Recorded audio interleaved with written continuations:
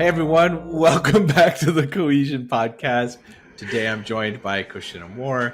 She is VP and Digital Community Leader, Regional Center Satellite for Fidelity Investments. Previously, Kosheno held communication and community roles at Workday, Aurea Software, and Jive Software, which if you listen to this show and you've been in communications for a while, you definitely know what we're talking about. Kosheno, welcome to the show. Thank you, Shawn, for having me. Happy to be here. Right on. Well, I'm super excited to pick your brain about things. You've been doing this for a long time, but before we do that, I've got some personal-ish questions. Nothing too personal, but a chance for us to get to know you just a little bit better. First one that we have lined up is, what is an insult you've received that you're proud of? Oh my gosh. Okay. We're getting vulnerable here right off the bat. After I said no, I'm like, oh, it won't be that personal. Yeah. That's a really great one. I would say, so I'm from Japan. I'm half Japanese, identify myself as Japanese as well. And after I am introduced as, being a Japanese person, if I hear someone reply back and say, oh, your Japanese is fantastic, I get very upset inside. Try not to show it, but I do. Your Japanese is fantastic. I mean, it's almost always the case. You learn a foreign language enough, even just to say, unfortunately, I don't speak this foreign language as well as I'd like to. And then everybody is like, wow, you're fantastic, because it's, more than most, I guess. Yes, but right being a first language, you expect to speak it great, right? Well, forget it. All bets are off. I didn't know it was your first language. Yeah. There we go. Yeah. Fantastic. All right. Next one. What are the top 5 most opened apps on your phone? Ooh, that's a good one. Wordle, for one. My partner and I, we love competing with each other on Wordle, so that's one. We have a going tally. Pocket for news syndication. Oh, yeah, stay up to date. Yeah. Of course, the Fidelity app, keeping up on my portfolio, Outlook, and probably the 5th one would be Roblox, because my 10-year-old likes to play. Roblox. This is the first time somebody said Roblox. Oh my gosh. Roblox is amazing because it's one of those, like, Minecraft and Roblox came out about the same time. And Roblox was a little less polished, but it's huge now. It really is. And Fidelity actually wrote a really cool, pretty cool app on it. So that's the reason why it's on my phone. And then, my kid just plays with my phone sometimes when the iPad isn't available. So there you have it. What is a common myth about your field of expertise? Now, I would say comprehensively, expertise is around community management, and especially when it comes to internal community management, the misconception, I think, is like, how do you communicate return on investment? It's just so hard to measure. It's so hard to communicate value up the chain, where we need, senior leaders investing in these stuff, and like, how do you articulate that the work that we're doing is meaningful? So there's facts to that too, but it's definitely a misconception, because there are ways to measure and show value, and that's why I am here. Fidelity invested in this role because it felt that it was an important thing, but it's definitely a common misconception for sure. Oh yeah, no, for sure. 2 things. I saw what you said you did there. Fidelity invested. It's pretty great that they invested in this. And yeah, so the misconception being that you can't. I mean, I've heard that a lot. You can't measure it, or they'll say like it's too fuzzy, or it's you have to just kind of check in with people. So I love that. We're going to talk about that. I'm curious. And then, what's the most impactful media you've read or watched or listened to this year? So it could be music, could be podcast, could be a movie, could be a book. What's been the most impactful for you? Good one. Probably Culture King by Houston White Jr.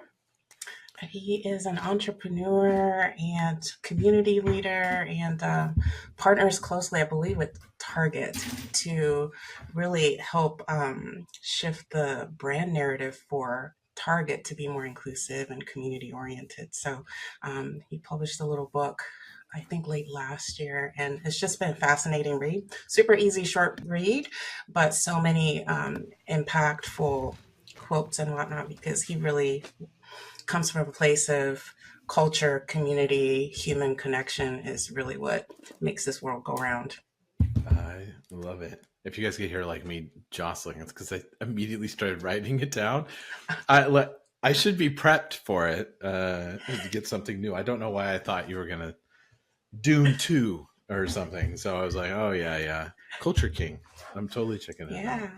No, I love that. And what you mentioned about the people and culture, the diversity connection, I think that's probably where we're going to head and talk about that. That seems to be your primary, well, it sounds so corporate, your primary focus these days, but it's the thing that you love. It's your ikigai. It's the thing that you're most passionate about.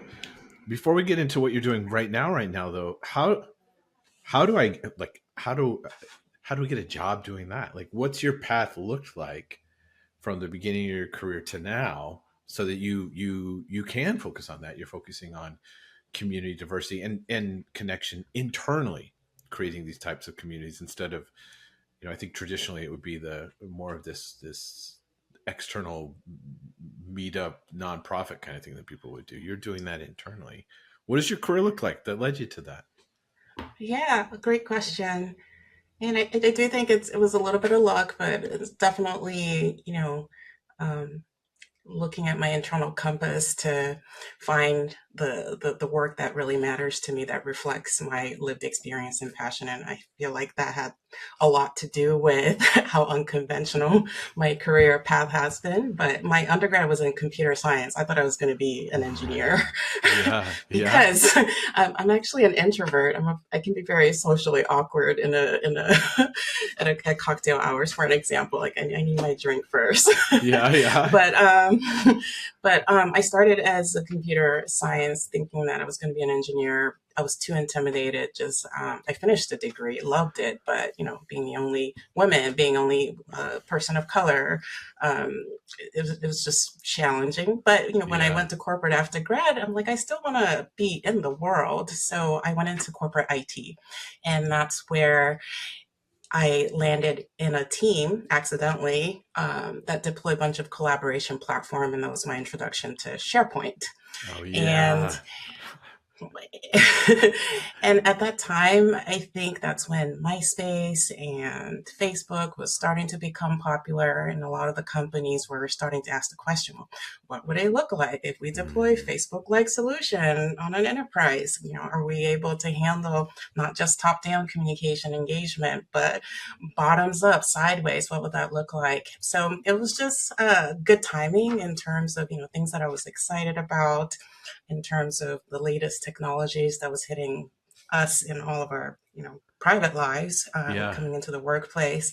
But also I think that's where I was introduced to Jive software, and I think at that time they had one of the most progressive vision around a technology platform that was not technology oriented, right? Jive Hmm. did such a Hmm. great job and such a great job marketing how this is a way to power human connection. And that Yeah. was just an aphrodisiac for, I think, a lot of the customers. The business ultimately didn't go so well, as we know. But I mean, I think that created so much passion. And that was my um, introduction to, like, okay, things that I feel passionate about: community, belonging, technology, but also like how do we actually bring people together in a highly distributed organization through technology? What does that look like? So deploy that. Agilent Technologies, went to Jive afterwards to become the community manager of Jive. So really Wow. No pressure. working with no pressure, right? But it was just Yeah. kind of like, let's eat our dog food, own dog food. Like, we're selling this stuff to our enterprise customers. Let's make sure that all the use cases, but it was the most fabulous experience I've ever had Yeah. because, it didn't really matter what my background was. It was all about trying different use cases, like what makes an organization go, right? Like executive communication, goal setting, HR, sales enablement, grassroots community organizing, even within organization. And Jive was in the forefront of how do you bring that together in a single Hmm. platform. And I just really love the vision. And I do believe that if we ask the past customers, former drivers, a lot of the passion carrying through. And I think, there's been so much influence in the community management world Yeah. when it was still more of an infancy in terms of we're doing discussion threads and whatnot. But when these community managers came, regardless of what the Mhm. platform was, like we were all passionate about like how do we bring people together and create that Yeah. connection. So fast forward, from there, continued my work and even coming to Workday created a chief customer officer role, I think, Yeah. several years back, right? And she was looking for a platform, and that's when she needed a communication professional. And, if you look at my background, it's not just communication. Communication is a big part of community management, but Right. I think that was super really helpful coming into Workday and how we can create not just an effective communication program and platform, but a Yeah. culture of inclusion by using a lot of the communication and community management discipline. So Yeah. that's how my journey went. But each time I'm always asking, like, is this something that it's going to bring people together? Is it going to make every single employee feel like, I belong here? And if it might, as I'm going through my career journey, titles never really matter to me so long as Yeah. I'm actually doing the work. Yep. And yeah, so I love what I do. And I'm super excited that I'm here at Fidelity to continue the evolution of this work. That is that's phenomenal. I love that your journey. I mean, it's unique. There's a lot of people that we work with in internal communications, employee experience, even as they make their way into traditional HR. I mean, I worked with so many people that were journalism, creative writing majors that managed to get a job, and they have to learn how to use the solutions that are the IT oriented, especially early on. SharePoint was not Right. easy No. to get up client server side with like no cloud. How do you get these things? It served you so well. I love that that was the path that you took, starting off in IT and then moving that direction. How do you think? And you mentioned this a little bit on how your experience then really helped at Workday. So it's not just about like writing emails and sending out communications, but uh, building communities, and those communities. Then when you build them, like the championing, uh, I always like to say just champion the freak flags, let your freak flag fly, but like diversity in all different ways, and being able to do that. Um, how did your? I'm curious if your IT background up until a certain point, I would assume, like really helped sort of your perspective or gave you a unique perspective or made it possibly easier for you to get into this space.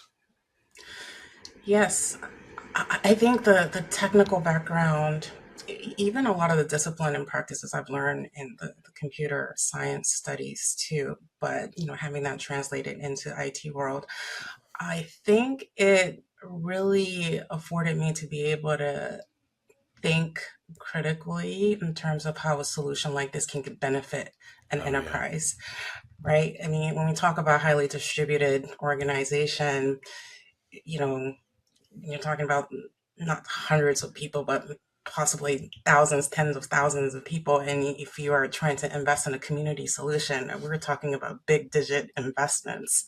Now, how do you do that? Well, you do have to ask the technical question, the security related question, the data privacy related question.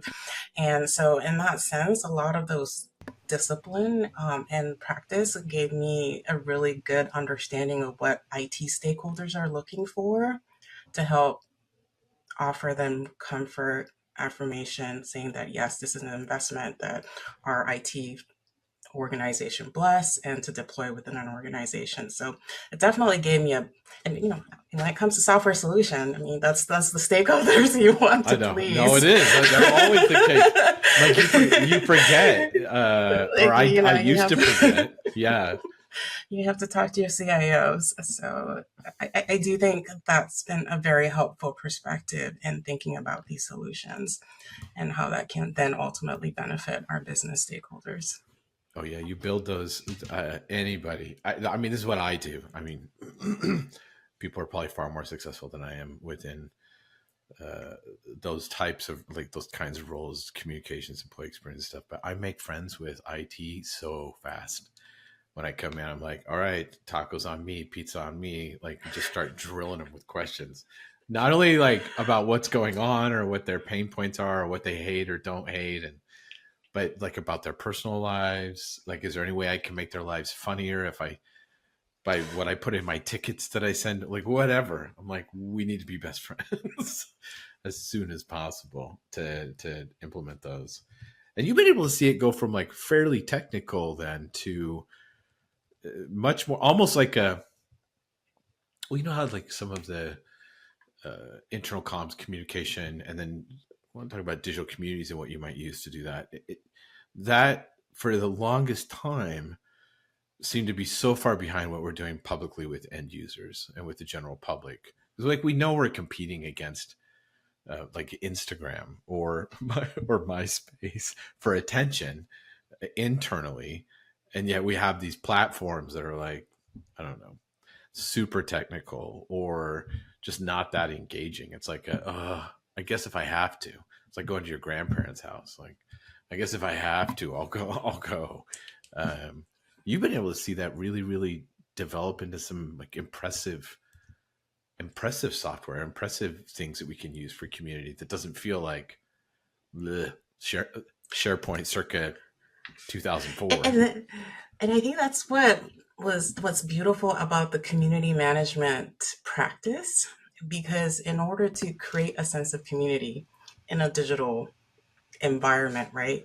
You have to not just think about the technology itself. Like, anyone Mm-hmm. can deploy any technology. It's almost moot point what technology you use, but it's about the strategy piece of it. It's about the bringing people together piece of it, which means like, okay, well, what's going to motivate people to come together? Can we organize people around certain themes? In order to do that, you need to be able to create communication, messaging, and you need to do that in so many different forms of media, and you need to tap into different audience source. And so, I mean, community management, I think, really forces you to be omni-channel. And yes, communication is a big component of it, but it really challenges us to think cross-disciplinary. Like, you want to be strategic, you also want to be tactical, you also want to be multimedia savvy and Yeah. a great communicator too. So I think that's the beauty of it. And I think when it's done well, community management strategy and technology, a robust technology platform, I think those could be win-win. But I think oftentimes, people are really quick to say like, yes, we are investing in a technology and yeah, here are the insights we get. Check. Yeah, yeah, It's not yeah. going to necessarily cut it, right? Yeah, this will solve all my problems. Um, I just bought Photoshop. Now I'm a graphic designer. Yeah, I know. I hear you for sure. Well, those challenges then that are outside of, I mean, maybe platform could be involved, but so many of them. I mean, Simpler is a great example of. There's just so much great stuff that you can do by default, like that we couldn't do 10 years ago, and so Right. having sort of omni-channel or mixing, doing different types of medium, um, that's great. It's kind of like table stakes now. What are the challenges now that you run into at Fidelity, or you see other people? I mean, you chat and you're active in the industry in general. What are the challenges to building these digital communities or making them work? What are the primary challenges right now that you've been facing? Yeah, great question. I think the noise.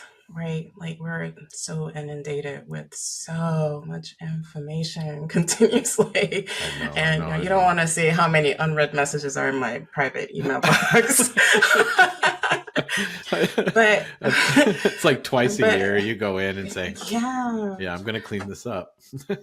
and we're so desensitized because there's so much content that's out there, and to remove that for 8 hours, come into work and be inundated with more communication, I think Hmm. it's a lot to ask folks to process and expect to create, meaningful connections and outcomes. So I think the challenge is, how do we keep the experience purposeful, intentional, meaningful when there's so much noise?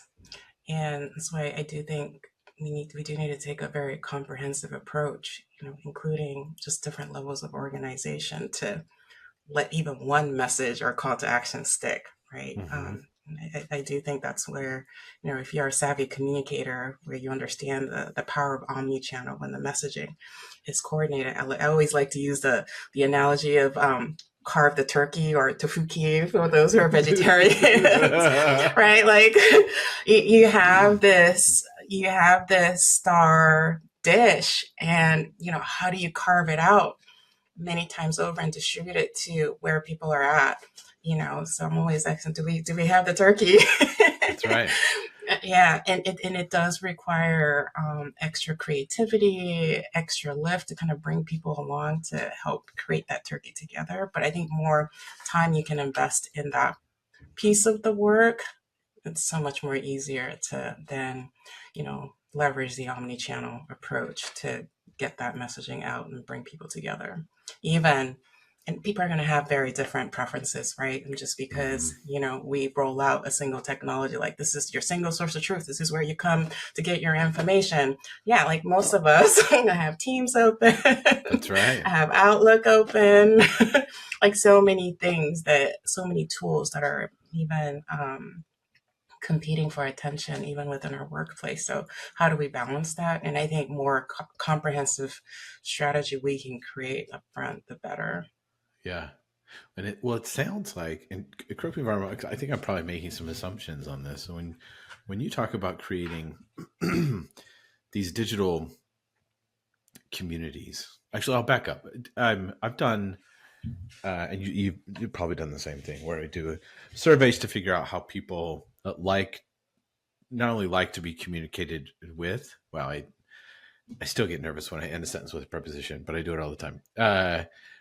There's also the, where do they go to get information in their normal life? Like, how do they find out about the news? How do they find out what's going on in the world? How do they find out about, I don't know, the Godzilla 1 is finally going to be on streaming? Like, yay. How do they find out that stuff?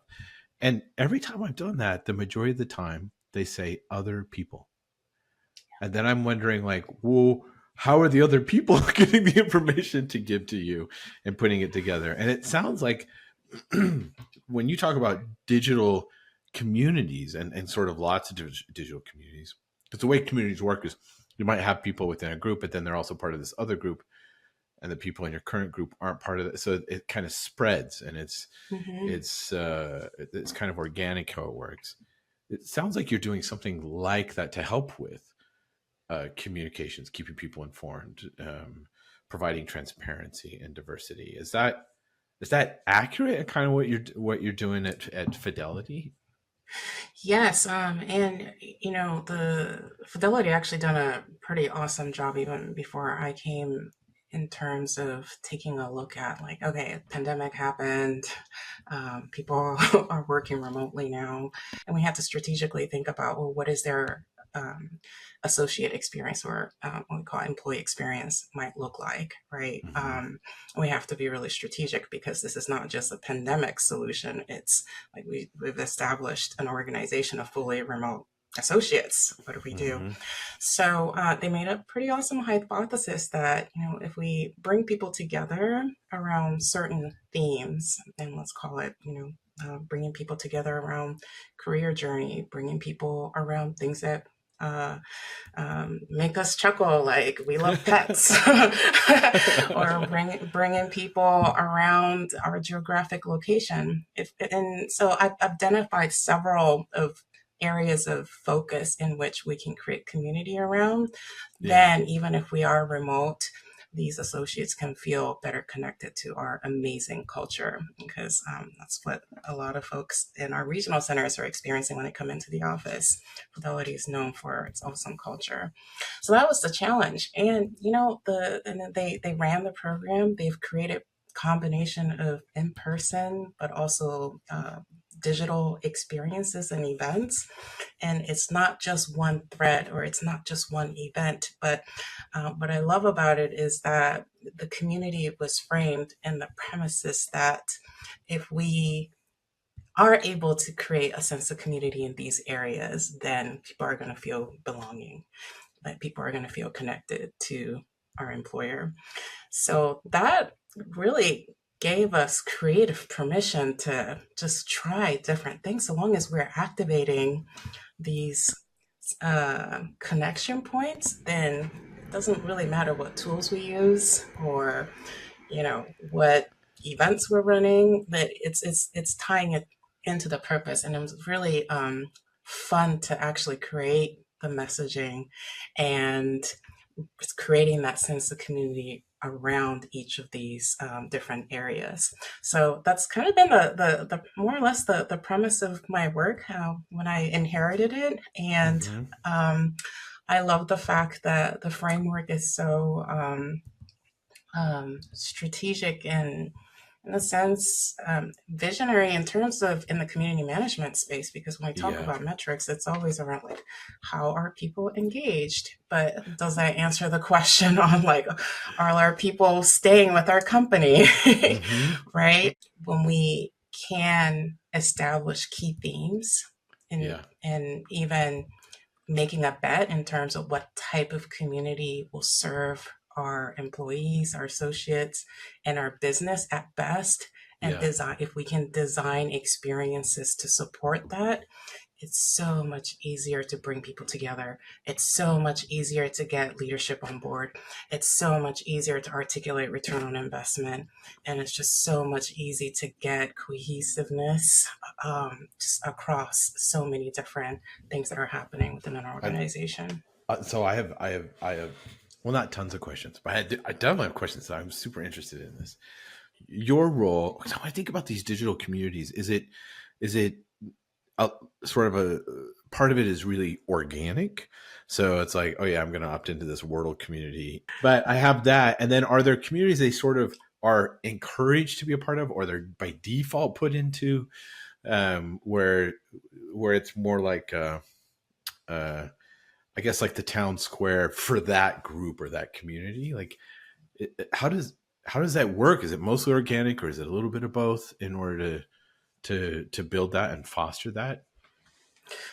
And I think, just speaking from the past use cases and organization that I've worked with, it's mixed. We create that to tailor what matters to the business.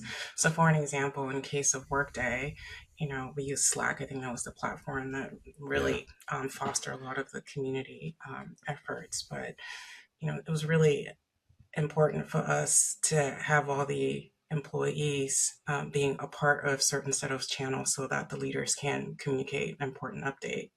got Like, it. you can opt out of that if you want Yeah. But you're to. the one that did it. Right, but we're going to start you off as being opt-in.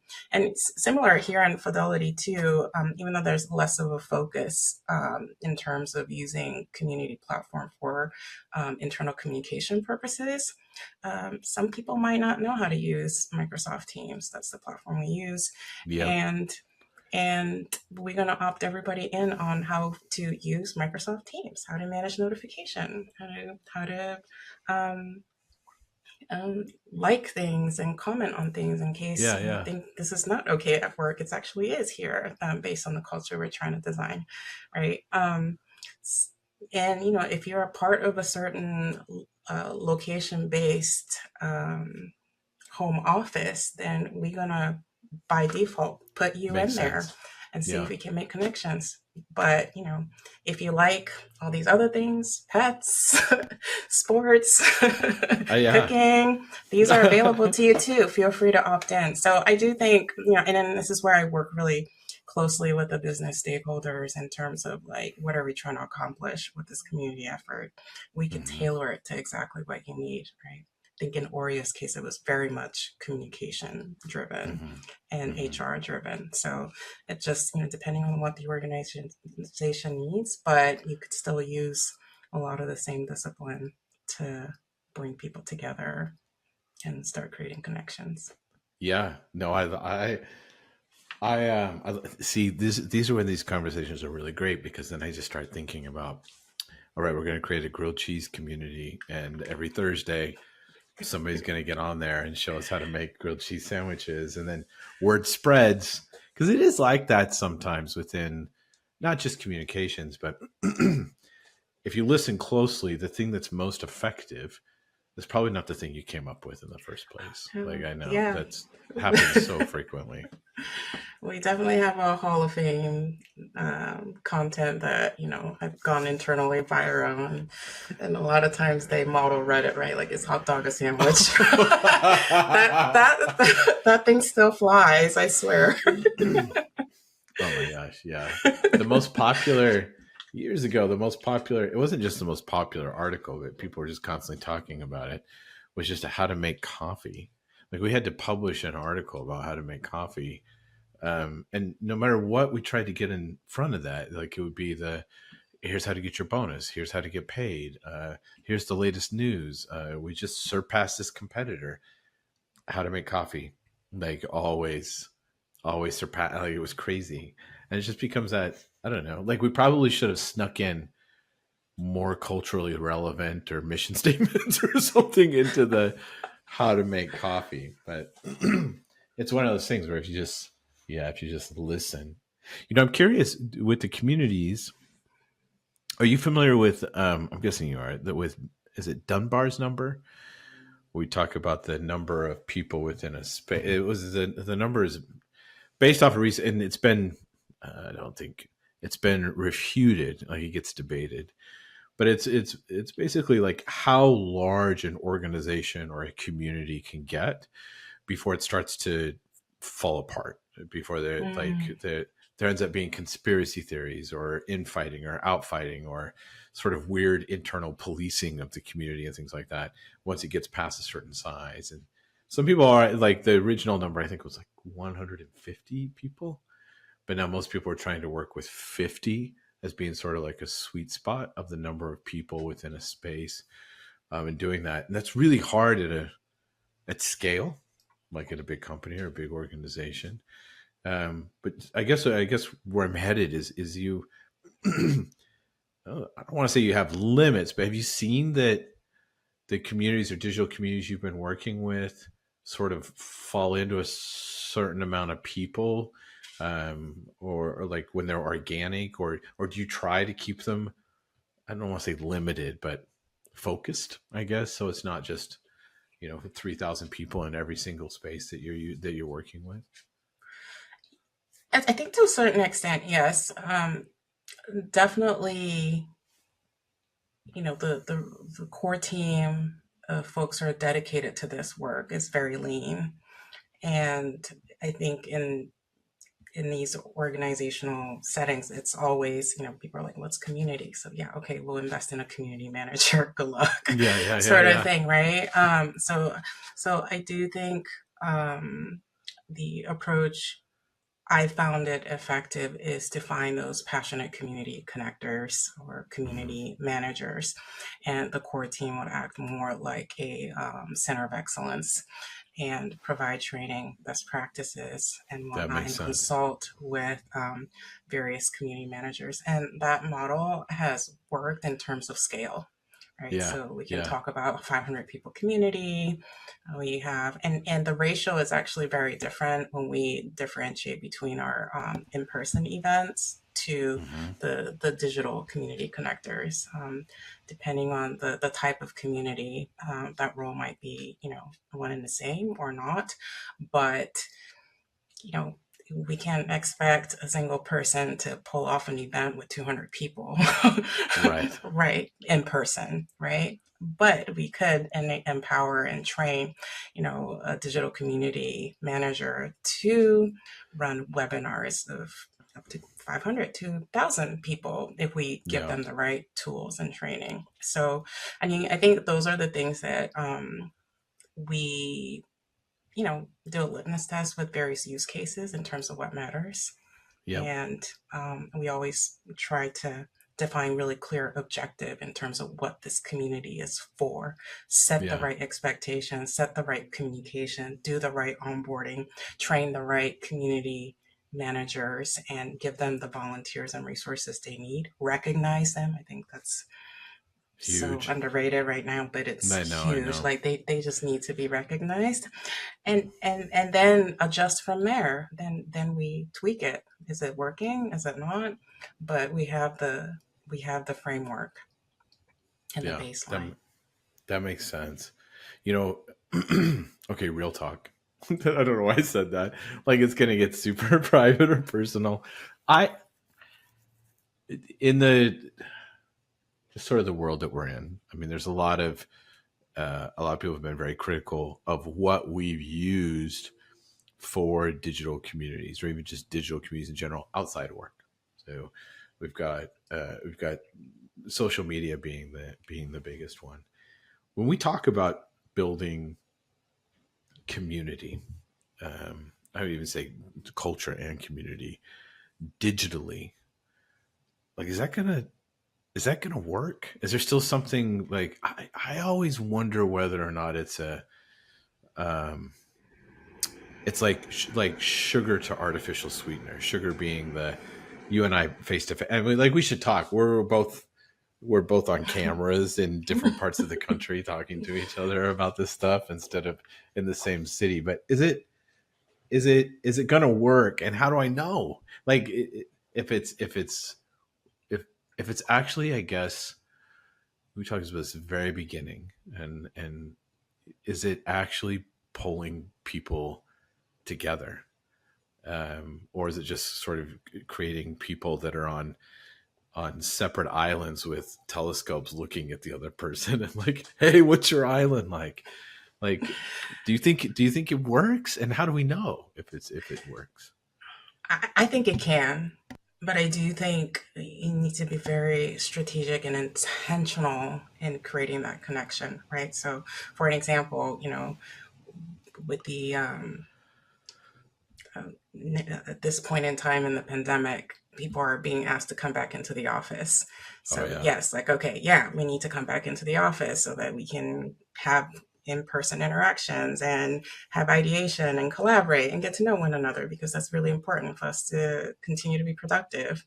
But then if you're in the office and you're on Zoom call all day, I know. I like know. are you really driving that connection? And Right. similarly on the digital side, you know like um you might run into, if you really, I think we have this thing called a casual collision where we I like that. I randomly like that. get, That's we randomly get that's we randomly get matched to people who opt into the experience. But depending on people's personality, like, okay, I met you for the first time and I'm such an introvert, like, I don't even know what questions to ask. So you could have this like really awkward digital yeah. interaction, right? You're my collision. Yeah. Right. But I do think that when authentic, genuine connection happens, it can spark. Yeah. And it can Yeah. spark amazingly. And it can happen digitally and it can happen in person. I think if you're trying to strategically create that environment in a digital setting at scale, you do need Hmm. to be very, very intentional so that you can create the least path of resistance so that people can create that organic connection. And I Yeah. gave you an example yesterday. I actually went into the San Francisco office, and after work, I went to this super fancy Japanese restaurant not too far away because I was really craving this dish called okonomiyaki. It's a savory pancake, and I just Oh, came back from being in Japan for a couple of weeks, and I was just like craving it because I didn't get to. We missed the opportunity to go try it, so I was just like, yeah. oh, this restaurant have pancakes, and it was like it's very like it's like 4 stars, very expensive, but I was there for happy hour, and then the waiter came, and then he gave me the menu, and then I said, oh yeah, I would like the okonomiyaki, and then the first thing he said was, um, yeah, it's not quite authentic. But Oh, right, like he's supposed to be selling the and the, he the product. knows. Yeah. And so that triggered me to immediately switch my language to Japanese, and we just had a blast talking about our home country, and and it was such a good experience that Hmm. like I came in to the office to work. Yeah, like everybody was on Zoom call and whatnot, so Hmm. yes, like I said hi to a few people. But like what made yesterday memorable is that I actually had this really fun conversation with a waiter, and Yeah. and it wasn't, the experience wasn't great because it was a fancy restaurant or the meal was okay. Yeah. Yeah. Like he made that interaction memorable. He made an impression in my mind. So when we think about creating experiences, whether it's in person or in digital, we have to be able to create like what type of ambiance and prompts and experiences, and I don't like to use safe space, but Oh, yeah. environment can we create digital in person so that we can have that, and then when we can connect over authenticity, we'll remember that for a really really long time. So I think we're continuously challenged, and it's a little bit of a different challenge over digital versus in person. Yeah. It's almost like you need, at least my experience is finding the people that are capable of, I guess if you have like the collision, that kind of thing, the, what'd you Yeah, call it? The something casual collision? collision. Casual collision. That sounds so great. Um, Finding the people that are really, I mean, maybe they're extroverted or ambiverted or but they're good at sort of initializing or starting those types of connections, and then they're the ones that are constantly having, they're like your connectors. That would be the next time you're in a meeting, they're like, oh my gosh, you got to talk to Kosheno about pancakes. And you might even be mad because you're an introvert and you're like, please don't put me on the spot. But now everybody knows, and you're able to start to, I guess, create that vulnerability, meaning Yeah. you share, I share, you share, I share, and Mhm. that's how trust is created. This this takes me to a kind of final thing that I want to chat with you about. We've had guests on. We've been talking, within the industry at large about um, like diversity and inclusion Mhm. and how that's kind of shifted. There used to be, C-suite roles for that specifically, and we're seeing those disappear. And there's a sometimes it might just be clickbaity, but it's like DNI is dead, that kind of thing, those kinds of headlines that come up. And yet we're talking about how those uh, vulnerable connections, those real connections, are so important, and I would assume is important for everybody in the company, not just Mhm. the two Gen X white guys talking about Nirvana and like, this is so cool. Watch Loudermilk, like. But it's important to make those connections across the board in order to build trust, in order to have some sort of authenticity or vulnerability. Where is your brain these days and your strategy these days around DNI? Like, where are you at? How do you focus on that? Or are you like, you know what? It's problem solved. We're doing great.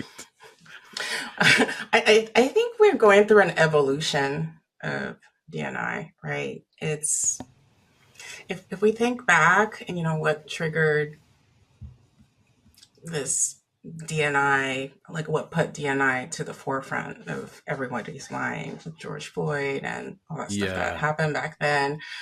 Um, it did call out that, okay, we have a problem. And then Hmm. in order to address the problem, we're going to create a role called Chief Diversity Officer. And we're going to hire a bunch of people to run programs and run metrics and see if we can change this around and whatnot. And if I go back and think about the conversations that we've been having with these leaders, their aspiration is that, okay, yes, it's important that, we have these organization and these topic of discussions, Yeah. to create inclusion and remove biases and all that. But at the end of the day, like, we need this to be a part of the culture. And I keep thinking that that's what they keep saying. They kept saying that was what was kept said. So, in essence, that's kind of what is happening. Where I think for those companies that have done really, really well, it's in their accountability metrics, right? It's in the talk track of the executives. The leaders are modeling these things. The diversity numbers might look slightly better when you look at their diversity reports. And um, ERGs and affinity groups are Yeah. less focused on being events or more like educational arm, but more of creating true community for those who need it, a space Mm. for people to be vulnerable. I think so much effort was placed, a couple years back that, everybody was like, oh yeah, we're an inclusive company. And it's Yeah. really unfortunate that, all these roles were created and now, they're being redefined but I do think that the companies that have done really, really well, they have a leader who are thinking about this thing, maybe a chief diversity officer, and the, their efforts and messaging and experiences are fully integrated in the way that the business is being operated. And the companies who are not doing that is just kind of being swept with the wave of, Yeah. DNI being politicized and been there, done that. And you have, and it's easy to cut. I mean, it's a separate function. Yeah. It's not revenue generating. Like time to tighten up belts. Like, where do we need to cut?